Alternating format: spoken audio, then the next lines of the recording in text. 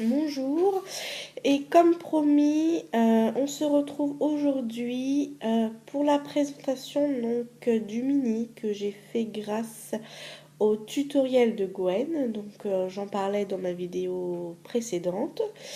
Et donc voilà, j'ai enfin terminé, enfin j'ai pas mis les photos dedans, mais je l'ai enfin terminé la structure et la décoration. Je n'ai plus qu'à faire imprimer les photos et à les mettre dedans. Voilà, donc du coup je vais enfin pouvoir vous le présenter, et puis j'ai fait deux petites cartes aussi que je vous présenterai.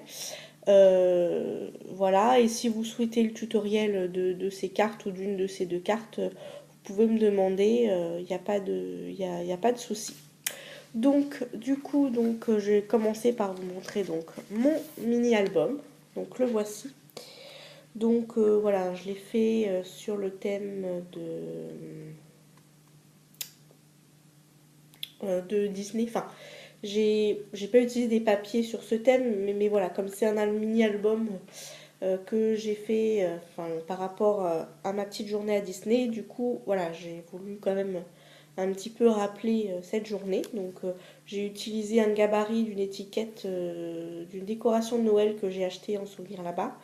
Et donc du coup voilà, je me suis servi de cette étiquette en gabarit pour reproduire la tête de Mickey dans du papier à paillettes. Et puis j'ai utilisé une plume bleue.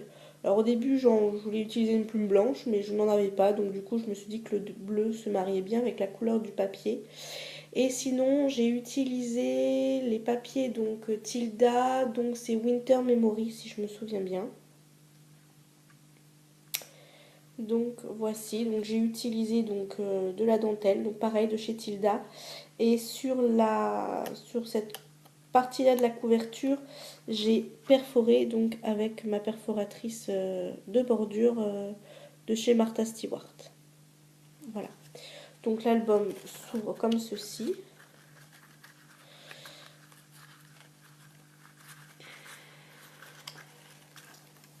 Hop. Donc le premier volet. Sur cette page-là, j'ai créé une pochette. Donc j'ai glissé mon petit billet d'entrée à Disney et des petites cartes en plus pour écrire éventuellement le journaling et puis faire un petit peu de décoration. Ensuite, j'ai utilisé de la dentelle autocollante, enfin adhésive. J'ai fait mon petit... comment ça s'appelle mon petit onglet pour pouvoir attraper plus facilement avec ma perforatrice ovale. Ensuite, j'ai utilisé une découpe, enfin un chipboard qui avait de la collection pour tout simplement voilà, la mettre sur la page, faire un peu comme un système. Je l'ai collé en relief avec de la ficelle pour faire un peu un système de décoration de Noël qu'on peut accrocher dans le sapin. Et je sais pas si vous allez voir, mais sur les ailes et sur la fleur qui est ici, j'y ai mis du Wink of Stella, mais bon, on voit pas énormément, j'en ai pas mis beaucoup. Donc voilà. Ensuite, il s'ouvre comme ceci, hop, comme ceci. Donc la première page, j'ai tout simplement collé des petits sequins de couleur argentée, dorée, pardon. Ensuite, il s'ouvre. Donc une petite page que j'ai laissée plutôt sans trop de décoration. J'ai juste mis un sticker d'angle un petit peu 3D que j'avais eu chez Action. Ensuite là j'ai créé un bandeau sur lequel j'ai apposé des petites perles dorées, argentées. Décidément entre le doré et l'argenté on va pas s'en sortir. Voilà. Et donc j'ai fait le petit stop avec voilà, le petit stop, bon j'ai pas trop, enfin voilà, avec pareil un petit oiseau chipboard qui avait de la collection. Ensuite sur cette page là j'ai utilisé un tampon que j'ai colorisé avec mes Copics et mes graphiques, voilà, que je présente dans ma dernière vidéo achat. Voilà, je trouve bien sympathique. Donc c'est une botte avec un petit peu, enfin une chaussette de Noël avec un petit peu du hou. Et pareil sur la partie blanche de la botte, on ne verra pas, mais bon, j'ai rajouté du Wink of Stella. Et donc j'ai fixé cette petite botte par une attache parisienne, de manière à pouvoir bouger la botte un petit peu comme on veut, et pour que je puisse avoir la place éventuellement, si je veux mettre une grande photo, de pouvoir mettre la botte de côté, coller la photo, et puis mettre la botte par-dessus en décoration. Voilà. Ensuite, il s'ouvre donc de ce côté-là. Hop. Donc voilà, donc là c'est pareil, j'ai pas voulu mettre trop de décoration pour avoir un maximum de place pour mettre des photos, parce que malgré tout j'en ai quand même quelques-unes à mettre. Et si je chargeais trop en décoration, j'avais peur de ne pas avoir la place de mettre toutes mes photos. Donc là, le papier, j'ai tout simplement utilisé ma perforatrice ovale.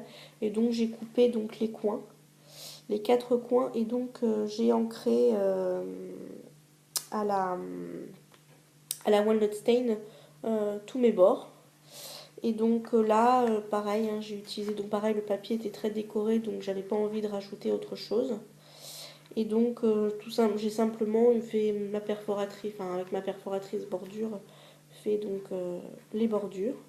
Donc hop, donc du coup on revient donc à cette page là. Ensuite on ouvre, donc on se retrouve donc pareil avec une page assez simple pour ce côté là. Donc pareil, hein, j'ai coupé les coins de ma page avec ma perforatrice ovale. Donc voilà, et j'ai rajouté des petites perles argentées aux 4 coins. Ensuite là j'ai créé donc une petite pochette dans lequel j'y ai glissé des tags. Donc sur celui-là, hop, j'y ai écrit donc Disneyland Paris. Bon, on verra pas tellement, hein, mais voilà. Et 2 autres petits tags en décoration, donc pareil, qui proviennent de la même collection. Donc celui-ci, hop, et celui-ci. Et donc pareil, hein, j'ai ancré les bords avec la walnut stain. J'ai fait donc pareil une petite perforatrice, enfin une perforation de bordure, enfin une bordure pardon avec ma perforatrice donc de chez Martha Stewart. Donc pareil, j'ai ancré les bords à la walnut stain. J'ai utilisé un tampon que Gwen m'avait envoyé, elle m'avait envoyé toute une planche de tampons. Et donc sur cette planche de tampon clear, il y avait ce petit timbre avec la tour Eiffel. Donc j'ai trouvé que ça allait bien ensemble, hein, parce que bon, on est quand même, c'est quand même, voilà, même si on n'est pas à Paris, ça fait quand même partie, enfin les gens qui vont à Disney, pour eux ça fait quand même partie de Paris, enfin surtout au niveau des touristes étrangers. Donc du coup voilà, et donc j'ai utilisé de la walnut stain sur le fond de la page et sur le contour pour vieillir un peu mon timbre. Et j'ai collé 2 petites étoiles en bois de chez Studio Calico, de part et d'autre du timbre. Et donc voilà, et donc hop, et en haut également pour pouvoir cacher les bras de la tache parisienne. Et donc voilà, on revient à cette page-ci de l'album. Hop, hop, non, hop. Et voilà, donc c'était un album assez simple. J'ai pas mis énormément de décoration par rapport à ce que j'ai l'habitude de faire. Mais voilà, comme j'ai quand même pas mal de photos, je voulais quand même avoir la place de toutes les mettre. Donc voilà, j'ai essayé de faire un mélange de shabby vintage comme j'aime bien, de mettre quelques petites touches pour rappeler quand même l'endroit où je suis allée. Et puis un côté un petit peu hivernal et Noël, parce que en ce moment chez Disney, bon ils en font quand même pas mal la pub, mais voilà ils ont commencé, voilà, c'est les décorations de Noël, c'est voilà, le parc il est décoré, tout tourne autour de Noël et les fêtes de fin d'année. Donc ce jusqu'au 7 décembre, 7 janvier il me semble. Donc voilà, donc du coup j'avais aussi un petit peu envie de rappeler ce côté-là, en tout cas la période à laquelle j'y suis allée avec mes amis. Donc voilà. Donc ça c'est pour donc l'album. Ah oui, puis le derrière, mais bon voilà, le derrière de mes albums en général reste sans décoration. Voilà. Et la tranche, j'ai rien fait de particulier, simplement il y a la dentelle, pardon, de la fermeture qui passe. Voilà. Donc ça c'est donc pour l'album que j'ai fait donc grâce au tuto de Gwen. Ensuite, j'ai fait une petite carte, donc une carte dans la boîte avec les tampons que je me suis acheté chez la Fabrique à Scrap. Donc voilà, donc ce sont des petites kokeshi donc, que j'ai colorisées avec mes Copics et mes graphiques. Et pour le papier de la boîte en elle-même, j'ai utilisé une feuille de papier d'un bloc de chez Action. Je me souviens plus le nom, mais voilà, d'un bloc de chez Action. J'ai utilisé une petite étiquette rose qu'on m'avait envoyée lors d'un échange. Il me semble que c'est les décos de Margot. Et puis donc joyeux anniversaire en peel-off. Donc j'ai pas utilisé les lettres, mais j'ai utilisé le contour des lettres pour, voilà, pour mettre sur cette carte. Et donc voilà, donc c'est une petite carte qui est faite pour une petite fille, pour une des petites filles que je garde. Bon, c'est pas pour maintenant parce qu'elle est née en janvier, mais bon, j'avais envie de faire sa petite carte. J'avais surtout envie d'utiliser ces tampons et je m'étais dit que c'était l'occasion de pouvoir les utiliser. Donc voici la petite carte. Voilà, donc si vous voulez le tuto, il n'y a pas de souci, je peux vous faire le tuto. Sinon, je vous invite à aller voir la chaîne de Chimera, donc des paradis bleus de Chimera, puisque voilà, c'est grâce à son tutoriel que j'ai fait ma première carte. Et du coup, maintenant, voilà, quand je fais une carte dans la boîte, voilà, maintenant je connais le système, donc voilà, mais bon, ma première carte, je l'ai faite grâce à ce tutoriel. Donc je vous invite à aller voir sa vidéo, et puis si vous voulez que je vous en fasse une, il n'y a pas de souci aussi, je peux vous en faire une. Voilà. Et donc une autre petite carte, mais là on change un petit peu de registre, enfin on retourne dans ce que je fais habituellement, donc plus dans le shabby et le vintage. Donc j'ai décidé de faire une petite carte comme ceci. Voilà, donc dans laquelle je vais intégrer des petits cadeaux puisque je compte offrir cette boîte, enfin cette carte. Donc c'est une carte livre. Hop. Voilà. Donc j'ai utilisé donc pareil des papiers de chez Action. Donc on ne va pas voir mais on va plutôt voir sur le derrière la collection vintage. Et puis donc sur le devant aussi. Mais j'ai ensuite ajouté des morceaux de papier que j'ai déchirés de la même collection que j'ai utilisé, donc pareil de chez Action, que j'ai utilisé pour faire la carte dans la boîte. Ensuite j'ai utilisé donc un chipboard d'une des collections de chez Tilda. Pareil pour les petites étiquettes. Le petit chipboard tasse aussi, donc pareil j'ai ancré les bords des étiquettes.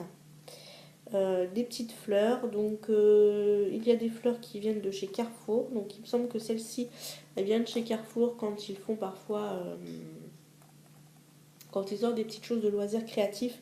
Et celles-ci ce sont 2 fleurs Prima que j'ai achetées à la Fourmi Créative, donc de la marque Prima. Ensuite donc des demi-perles dorées de chez Action, voilà, un petit bouton que j'ai eu lors d'un échange et de la ficelle de la marque Tilda. Voilà, et la petite dentelle qui sert à faire la fermeture, donc pareil, de chez Tilda. Et donc là, de la dentelle, donc il y en a 2 sortes, donc il y en a une simple claire, beige, et l'autre avec un petit liseré bleu, dans les tons beige aussi, donc c'est de la dentelle de chez Action autocollante. Voilà, et donc il s'ouvre, donc cette petite carte s'ouvre comme ceci, donc hop.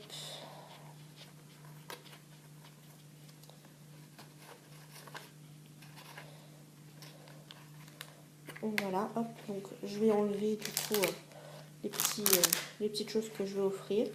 Donc le système donc, de pages pour faire donc, le petit livre et pour y glisser un petit cadeau.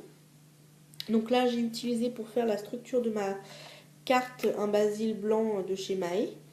Et donc j'ai passé donc, sur le recto et le verso de la walnut stain pour vieillir, le papier. Ce qui m'a servi à faire donc le faux livre, c'est du cardstock blanc de chez Clairefontaine.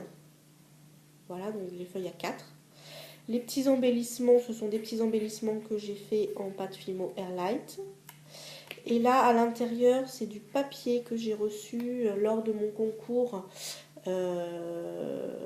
C'est Cille qui m'avait envoyé ces feuilles de vieux livres. Donc du coup, je les ai utilisées. Voilà, pareil, j'ai ancré les bords.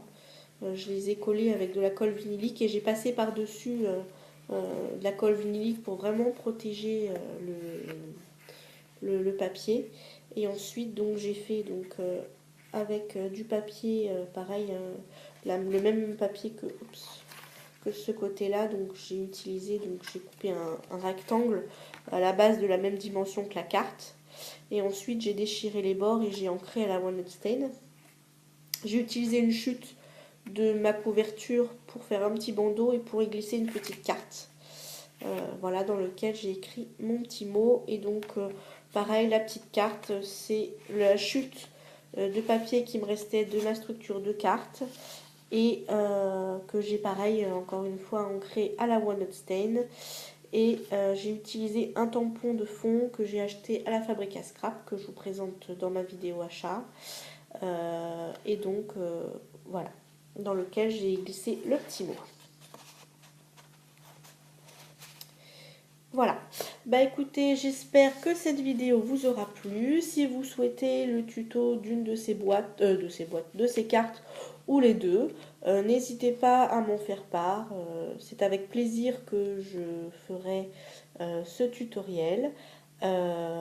Voilà, malgré que j'ai quand même, je me suis inspirée d'un tutoriel que j'ai vu il y a déjà longtemps, de la chaîne de Marie Scrap à tout prix et d'une autre chaîne, mais je me souviens plus, c'est une personne qui faisait des vidéos il y a longtemps et qui a fait que quelques vidéos et qui n'en fait plus.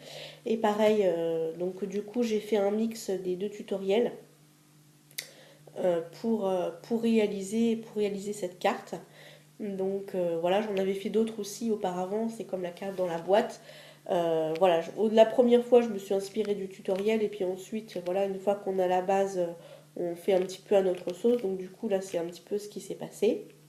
Donc du coup voilà, donc si vous voulez les tutoriels, il n'y a pas de souci, je vous les ferai avec grand plaisir. Donc je vous souhaite, donc cette vidéo va s'achever, je vous souhaite un bon scrap à toutes et à tous, je vous fais plein de gros bisous et je vous dis à bientôt dans une prochaine vidéo. Au revoir.